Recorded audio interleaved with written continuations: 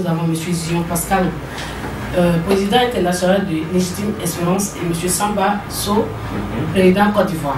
Voilà, justement. Nous parlons de l'ulcère de Bureli. Tu as un peu peur, on dirait. Peur de... Non, c'est cette maladie me ferait beaucoup. Voilà, ça me ferait... J'ai vu des gens mourir de ça, j'ai vu des enfants. Il ne faut pas cacher que des gens nous ont... Il y a 5% minimum qui décèdent de cette maladie, parce que si elle est placée à un endroit qui est dangereux, comme les poumons, etc., ça fait des décès. On l'a vu, nous, là, on est allé à Bédiala, où il y a un professeur qui nous a dit qu'il y a eu 3 décès à cause de cette maladie d'enfant. C'est pas anodin. Il ne faut pas que la population ait peur, mais il faut aider à la sensibilisation. Tout à fait. On vient d'écouter même le micro-trottoir. Voilà, les gens savent plus ou moins ce que c'est. Et c'est une maladie vraiment qui fait peur. Il faut tirer sur la sonnette d'alarme. Est-ce à dire que quand une femme, vous n'êtes pas des médecins, vous vous battez pour sauver les gens, vous n'êtes pas médecin. Est-ce que une femme qui a un bébé, si elle a l'ulcère de Bureli, elle doit arrêter d'allaiter l'enfant en même temps? Alors ça, je ne peux absolument pas vous répondre. Je ne suis pas dans le médical. Tout ce que je sais, c'est que c'est une maladie qui n'est pas transmissible à l'homme. Voilà. Donc après, ça, n'étant pas du corps médical, je ne peux pas vous répondre. Tout ce que je sais, c'est qu'effectivement, il y a des femmes qui aussi attrapent l'ulcère de Bureli au sein, n'importe où. Même sur des hommes, on a vu sur des parties génitales. Sur les yeux, par exemple, la dernière fois, je suis allé à Dalois, à Zougoube, où il y a les sœurs, où je fais un petit coucou aux sœurs, où il y a des enfants qui t'atteignent carrément l'œil, il n'y a plus d'œil, l'œil il reste ouvert en plus. Donc moi quand j'ai vu ça à l'époque il y a 2 ans à Zougoube, où je suis allé voir les sœurs à Zougoube qui avaient à peu près 75 à Zougoube, justement, pour ceux qui ne le sauraient pas, c'est sur l'axe Dalois, Dalois-Diokoui.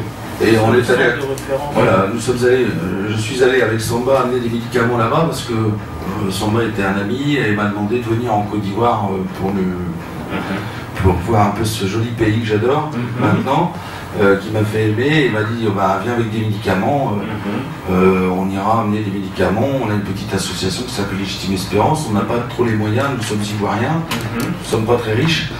Est-ce que tu peux venir avec des médicaments? Donc on est venu, on est allé à Zougoube, et à Zougoube, moi j'ai vu l'horreur. Et quand j'ai vu ça, j'ai dit à Samba, j'ai dit mais on ne peut pas rester comme ça, inactif. Donc je sais que vous n'avez pas les moyens, vous êtes jeune. Moi j'ai 50 ans, j'ai pratiquement fini ma carrière professionnelle étant donné que je suis président d'un groupe important en France.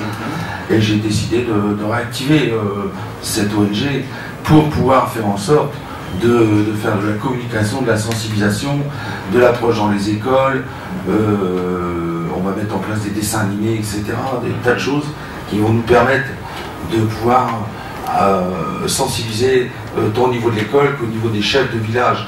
Et surtout, ce qui est très important, c'est de savoir que c'est une maladie qui n'est pas transmissible, qui n'est pas une maladie due à la sorcellerie, car la plupart du temps, ces enfants sont maudits. Et ça peut arriver même que des gens soient tellement à l'extrême de ça, peuvent balancer les enfants à travers les routes. Donc, parce que la sorcellerie fait que cet enfant a attrapé une maladie satanique, où Satan retire la peau tout de suite on le laisse, on est capable de l'abandonner. Alors qu'il ne faut pas. Il ne faut pas, il y a des organismes, des CHU, il y a des dispensaires qui sont faits pour ça, il y a des sœurs qui s'occupent, des congrégations très importantes, italiennes, etc., que je remercie d'un courage exceptionnel, qui accueillent ces enfants avec les mamans, puisqu'ils ne séparent jamais les enfants des mamans. Donc les mamans restent sur place, et là où je vous disais, ça crée un problème économique au pays, parce que nous les Français, on a une chance extraordinaire, on a la sécurité sociale, on en profite, voilà, tout est gratuit, on peut se faire soigner même d'une coupure d'ongle, d'une coupure de cutter, mais c'est vrai qu'on a énormément de chance. Et il faut qu'on puisse vraiment éradiquer cette maladie qui est quand même le pays le plus touché aujourd'hui au niveau du monde entier. Donc pour nous, c'est pas logique.